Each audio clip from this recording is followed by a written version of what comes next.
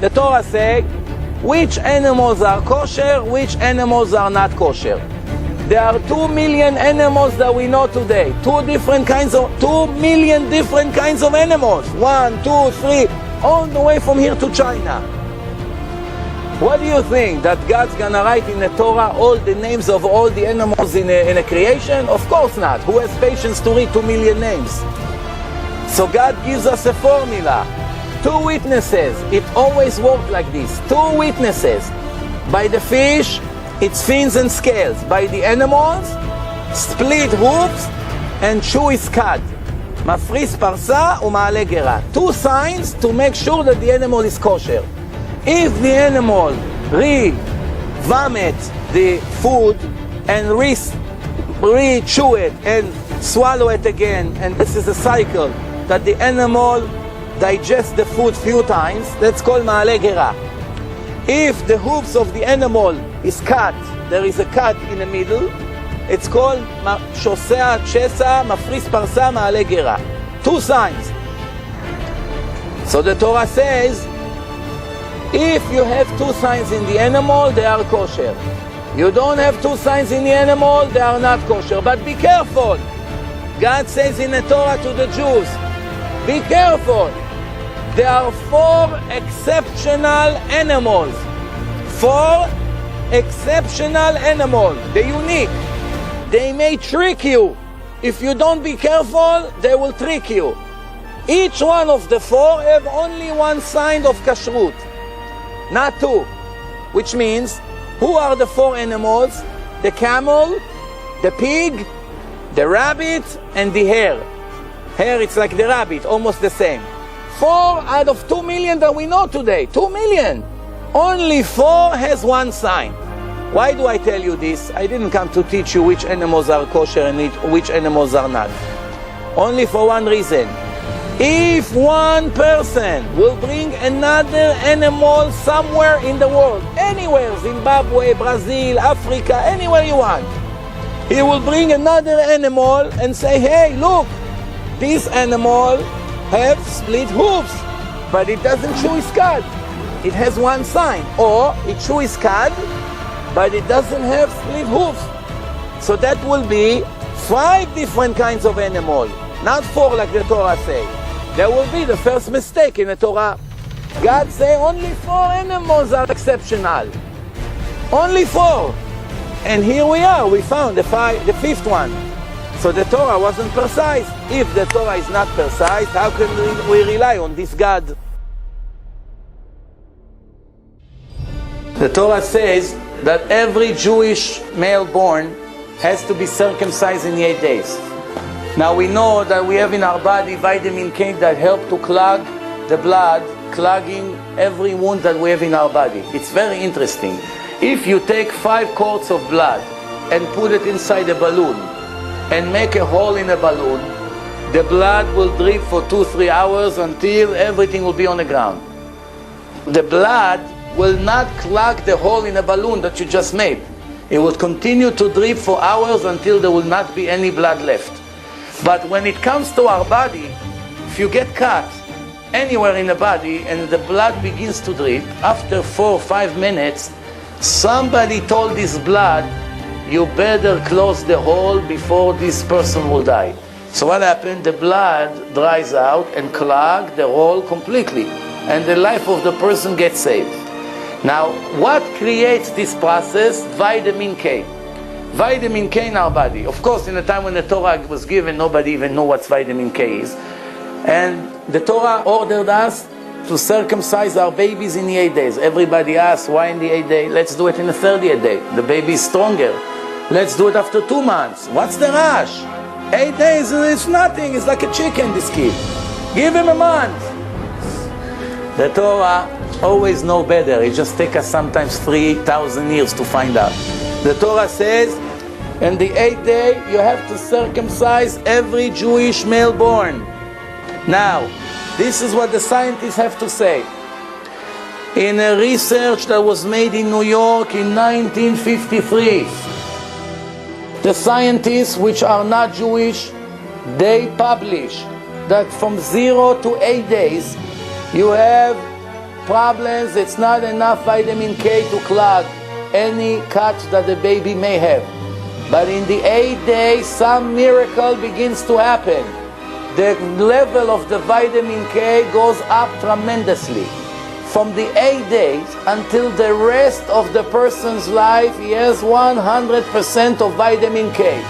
But there's only 1 day in the life of the baby, 1 day, not 2, 1, that he gets extra 10%, 110% vitamin K only in the 8 days of the life of the baby. 1 day from 70 years. Who knew it 3,000 years that there's 1 day in the life of every man that he has extra 10% vitamin K? Is it coincidence? I don't think so.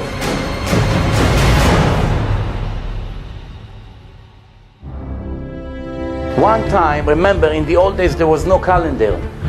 2 witnesses came and saw the renewal of the moon. They went to the Jewish court and say, today it's Rosh Chodesh. We just saw the moon renewed. But the rabbis that were sitting in the court, they were prepared for today approximately around 5 in the evening that the witnesses will start showing in court. How did the rabbi know? They received it from generation to generation all the way until Moshe Rabbeinu gave this information when he came down from the mountain. God told him a secret. Why am I showing you that? Only for one reason, to show you that what I'm going to show you right here, no human being in history was able to know. Only the creator of the moon, the creator of the sun, the creator of the people. He is the only one who could have written such a thing. What is it? Here. 200 witnesses came to court that day. It was a foggy day. They came to Rabban Gamliel. He was sitting in a court waiting for them. They came few minutes earlier. Let's say it was supposed to be Rosh Chodesh around 5. They came at 4.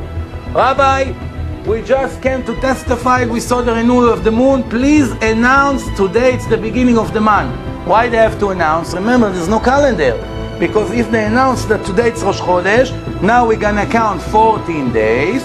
And in the 14 days in the evening, we're going to celebrate Leila Seder, Passover night. We go by what the rabbis announced, because we don't have a calendar. 200 witnesses came. And Rabban Gamliel told them, you're all wrong. Not 2 witnesses, 200. All standing in a court.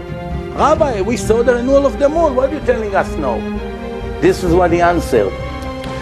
I received from generation to generation. Every time the Gemara says, Kach mekublani mibet avi abba, it means it's tradition in our hand that Moshe came down from Mount Sinai and God told him this information in the mountain. What is it? The renewal of the moon can never be less than 29 days and a half and 2/3 of the hour and 73 parts of the minute. Let's calculate. 29 days, everybody knows what it is. And a half a day, it's 12 hours. 2/3 of the hour, how long is that? 40 minutes. 2/3 of an hour. 73 parts of the minute, take 60 seconds, divide to 73. What are you getting? 29.530590000. Let's see what NASA found out. NASA, this is an original copy of NASA Earth-Moon system. There, after years of researches, one after the other, satellites, computers, thousands of employees, billions of dollars from the taxpayer money, what did they find? The renewal of the moon, the minimum, the lowest renewal of the moon is 29.530588. What's the difference between the Americans and the Torah? 200 thousandths of a second. Take a second, cut it to 100,000 equal pieces, take 2 of them out. That's the difference between the Torah and what the measurements of NASA. If you think that's the end of it. The Germans are always a little bit more yekkes than the Americans. And what did they find? In 1965 in Berlin, what happened? The Germans became closer to the truth. They came 29.530589. Now the difference is 100,000 of a second. 100,000 of a second. Now tell me please, you're all intelligent, I'm sure. Show me one person 2,000-3,000 years ago when the Torah was given from father to son, in a generation that there was not even a calculator, no watches, no mega computers, no computers at all, no satellites. Who was able to give millions of people a book and tell them the renewal of the moon that you see over there is precise to a millionth of a second, to 100,000 of a second? Who would even know what 100,000 of a second is? Even 50 years ago, but nobody knew. We don't have to go 3,000 years back.